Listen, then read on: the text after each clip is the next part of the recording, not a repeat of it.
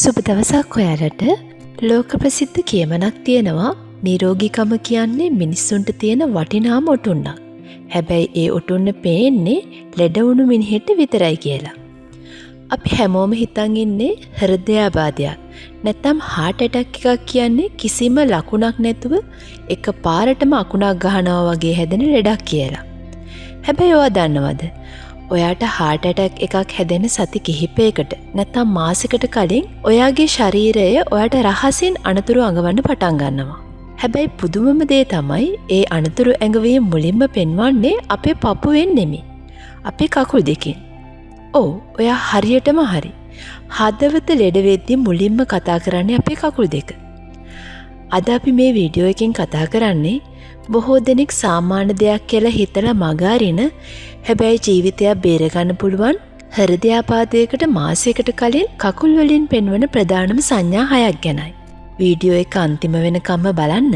මොකද 6 වෙනි සංඥාව ඔයා හීනකින්වත් හිතන්නේ නැති එකක්.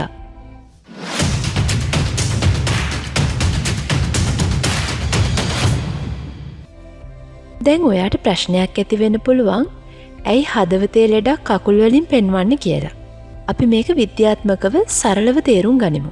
අපේ හදවත කියන්නේ මුළු ඇඟටම ලේ පොම්ප කරන මෝටරයක් වගේ දෙයක්. අපේ ශරීරයේ පහළම කොටස තමයි කකුල් දෙක.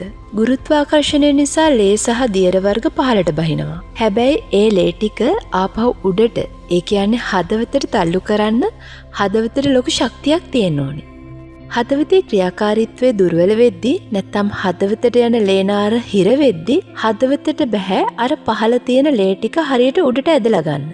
මේක හරියට වතුර බටයක එක තැනක් හිර වුණාම අනිත් කෙළවරින් වතුර බින්දු බින්දු වැටෙනවා වගේ. නැත්නම් වතුර මෝටරේ බාල වුණාම උඩ තට්ටුවට වතුර යන්නේ නැති වෙනවා වගේ වැඩක්.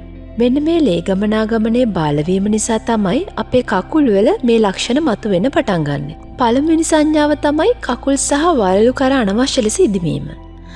වෛද්‍ය විද්‍යාවේදී මේකට කියන්නේ ඉදීමා කියලා.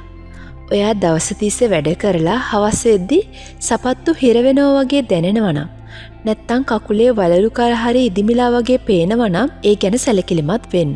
හදවතට ලේ උඩට ගන්න බැරි වුණාම ඒ ලේවල තියෙන දියර වර්ග කකුල් වල පැටක අතර රැඳෙන්න පටන් ගන්නවා. කකුල ඇඟිල්ලෙන් එබුවාම වල ගැහිලා ඒක එක පාරටම උඩට එන්නේ නැත්තම් ඒක හදවත දුර්වල වීමේ ලක්ෂණයක් වෙන්න පුළුවන්. දෙවෙනි සංඥාව තමයි නිතරම කකුල පෙරලීම. එහෙම නැත්තම් leg cramps කියලා කියනවා. ගොඩක් අය හිතන්නේ මේක කැල්සියම් අඩුකම නිසා වෙන දෙයක් කියලා.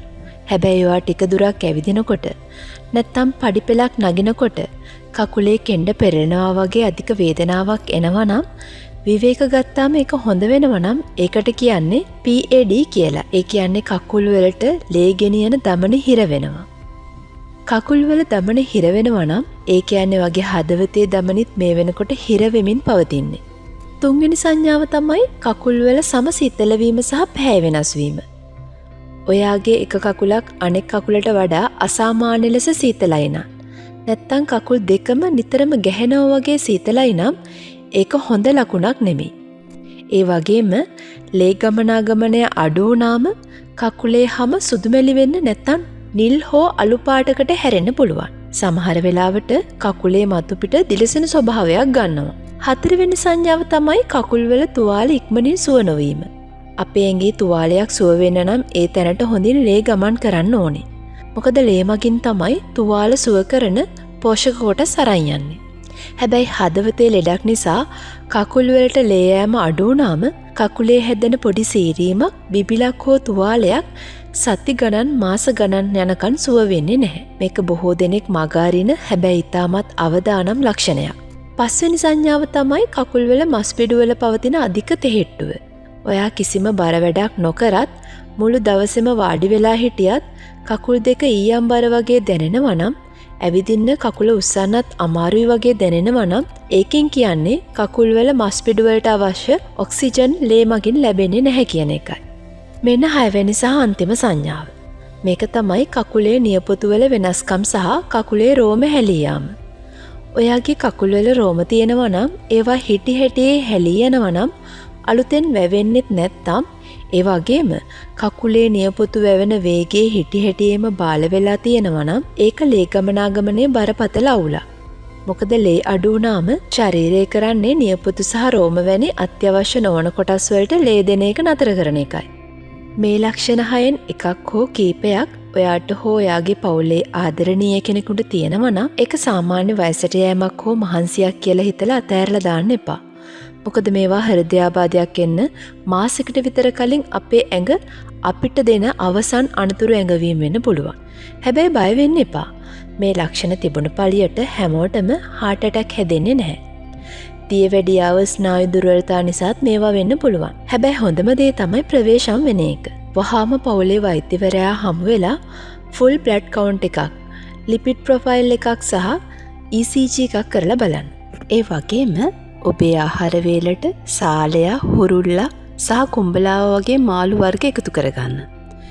ගොඩක් අය හිතන්නේ සැමන් වගේ මිල අධික මාළුන්ගෙන් විතරයි මේ ගුණය ලැබෙන්නේ කියලා.